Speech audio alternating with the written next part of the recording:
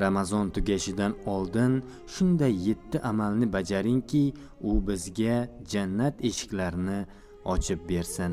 Hamda kanal rivoji uchun bir dona like tugmachasini bosib ketishni unutmang. Payg'ambarimiz Muhammad sallallohu alayhi vasallam aytganlar: kim yaxshilikka sabab bo'lsa, go'yo o'sha yaxshilikni o'zi qilgandek bo'ladi. Imom Muslim rivoyati. Azizlar, bugun ro'za tugab qolmasidan 7 amalni bajaraylik. Keling, bular qaysilar ekanligini ko'rib chiqamiz. Birinchi, Qur'on o'qish yoki tinglash. Ramazon Qur'on oyidir. Alloh taolo bu kitobni aynan ushbu muborak oyda nozil qilgan. Ramazon oyi unda Qur'on nozil qilindi. U odamlar uchun hidoyatdir. Baqara surasi 185-oyat.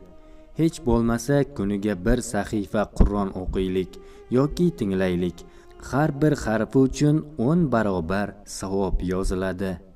Ikkinchi, kechasi turib ibodat qilish, tahajjud va tarovih namozlari. Ramazon kechalari g'animat. Payg'ambarimiz sallallohu alayhi vasallam aytganlar: kim Ramazon kechalarini iymon va ixlos bilan ibodat bilan o'tkazsa, uning avvalgi gunohlari kechiriladi. Buxoriy va Muslim rivoyati.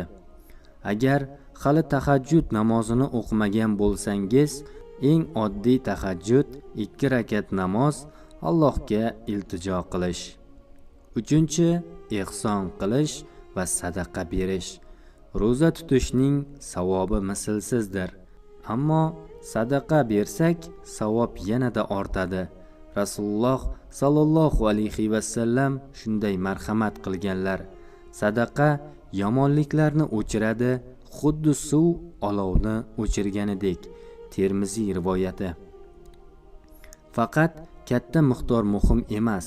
Bir kishiga suv uzatsangiz ham, birovni xursand qilsangiz ham bu sadaqadir.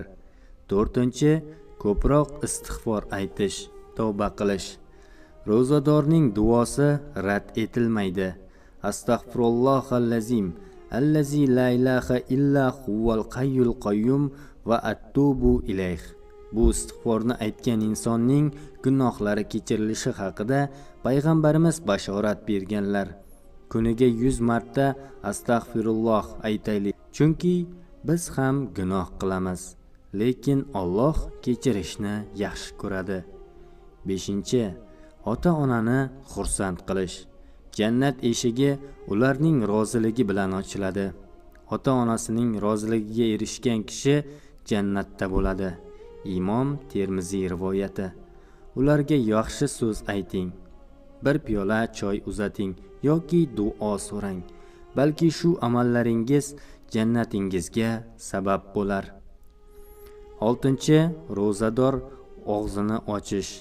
Bir kishiga iftorlik bersangiz, Alloh sizga ham shuncha savob beradi. Rasululloh sallallohu alayhi vasallam shunday marhamat qilganlar: kim ro'zadorni iftorlik bilan siylasa, o'sha ro'zadorning savobidan hech narsa kamaymagan holda unga ham o'sha savob beriladi. Imom Termiziy rivoyati. Bugun kimnidir iftorlikka chaqiring yoki bir og'iz non bering. 7. Allohni ko'proq zikr qilish. Ro'zaning asosiy maqsadi taqvo. Uni faqat ovqat yemay erishib bo'lmaydi. Qalbni Allohga bog'lash kerak. Rasululloh sallallohu alayhi vasallam aytganlar: eng afzal zikr la ilaha illalloh. Kun davomida quyidagi zikrlarni ko'proq aytaylik: Subhanalloh, Alloh pokdir.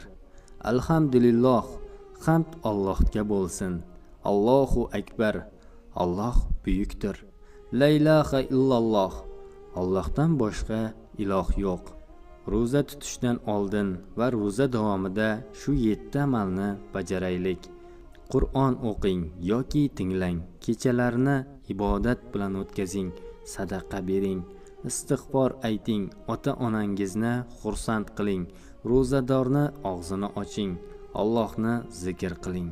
Ro'za hali tugamay turib, bu fursatni g'animat biling.